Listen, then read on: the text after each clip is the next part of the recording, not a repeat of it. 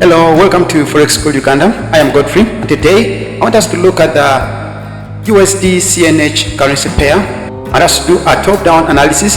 This is one of those exotics. I don't like trading exotics, but sometimes this currency pair gives some interesting setups. So taking a look at the monthly time frame, we see that this was a high that was formed by price. Now price, while moving to the upside, never quite really touched it.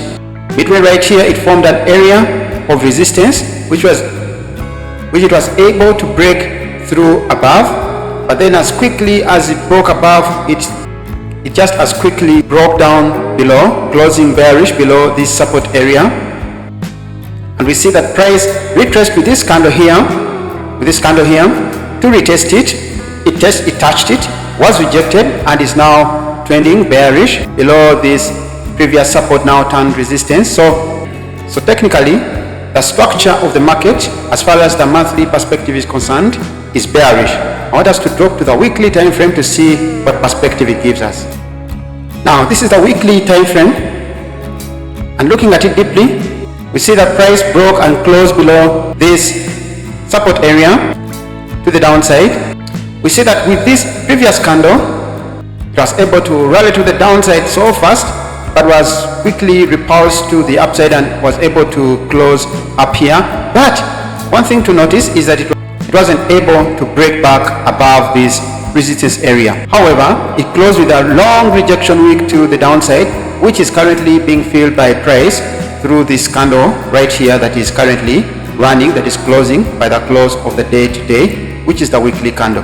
Also, the other thing that you can notice here is that when we draw our trend line to the upside like this, we see that price is currently breaking below this trend line to the downside, coming into this support area down here, which it touched previously at this point here and jumped off a little bit, but the structure is bearish.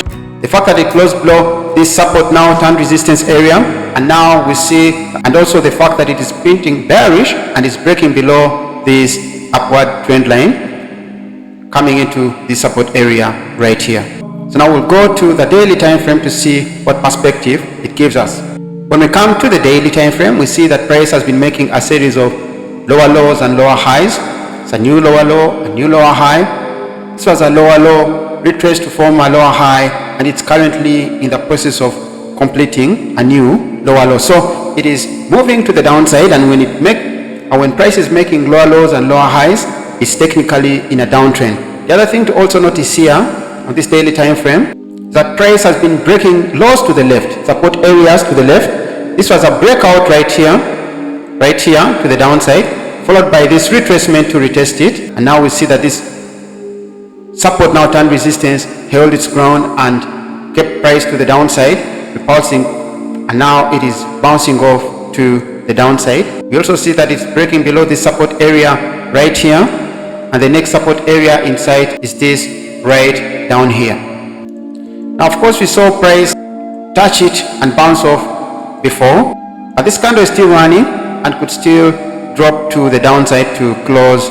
at this base here, right down here. We also see that price previously was making a series of higher highs and higher lows right here, but when you go to this point here, it kind of hesitated, with this low being quite lower than this previous low.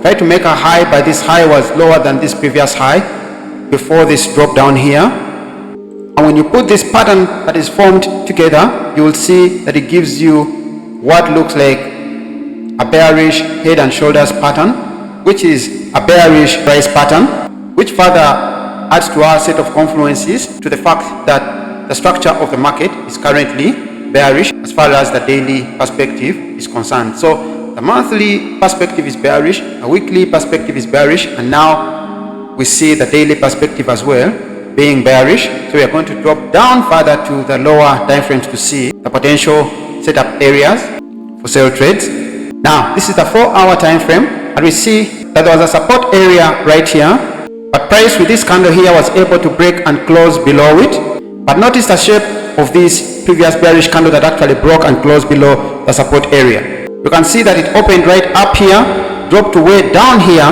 before being rejected and closing right up here. However, it left behind a long wick to the downside, which is a wick that is not coming away from a particular support area. Of course, you've seen the weekly and the daily time frame, and we know that it's coming off the weekly and daily support areas. However, in the 4-hour time frame, it is not necessarily a long rejection wick, but rather a wick that is to be filled by price. And so we anticipate that it will act as a magnet to drop price down further to this area here, to have it fill the gaps that were left behind during this impulsive move to the downside before the correction. And so it should act as a magnet for price to move from way down up here down to this area down here.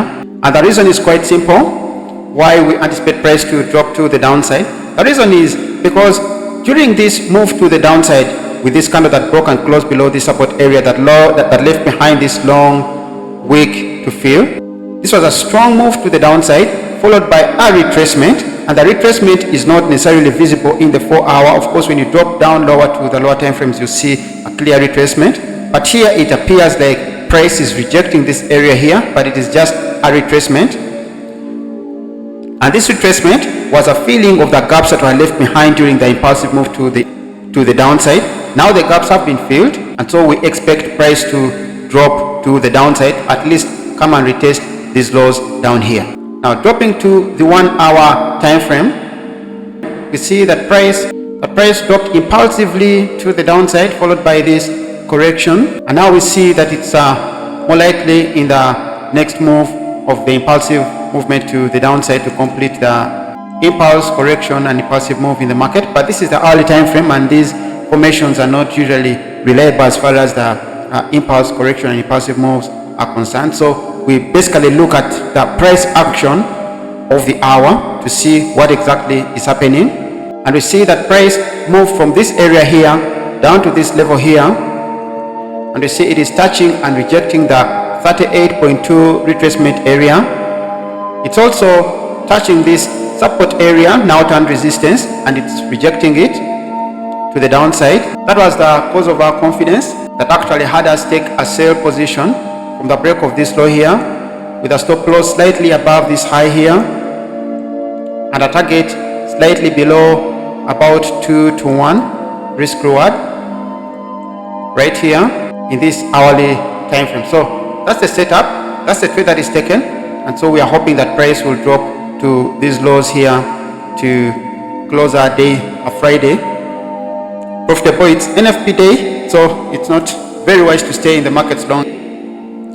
So that's the last trade for me today, after taking some trades earlier in the morning. Today is NFP day. I don't intend to stay in the markets longer. This should be my last trade for the day, whatever the outcome is. So this is my current position that is running in my live account. It's a 50 minutes time frame, targeting a little close to 2 to 1. It's about 900 pips. It's about 93 pips. We're targeting close to 189 pips, which is which is 2 to 1 as a target. So we'll see how it goes. Price is dropping nicely. Hopefully it can get to our TP area down here. But whatever the case is, whether it hits a target or it doesn't, this is probably the last trade for the day.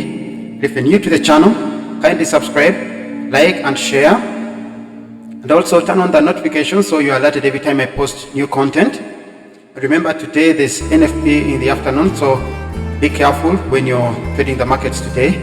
Better to close the week on a positive note than see your profits drained away by the high impact news that is coming. Thanks once again. I will see you again.